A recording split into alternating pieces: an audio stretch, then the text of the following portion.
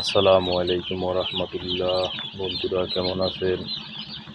দেখেন একদিনের বাচ্চা বুলডিং করতেছি।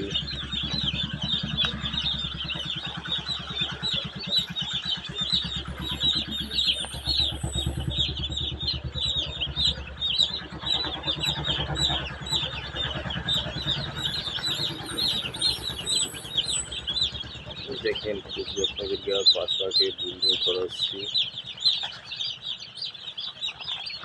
পেপারের উপরে রাখছি। প্রথমে একটি চট বিছাতে হবে, তারপরে কাঠের গুঁড়ি দিতে হবে, তার উপরে পেপার দিয়ে তারপরে আবার ছিটাতে হবে, পানির পাত্র দিতে হবে, তারপরে বাচ্চা ছাড়তে হবে।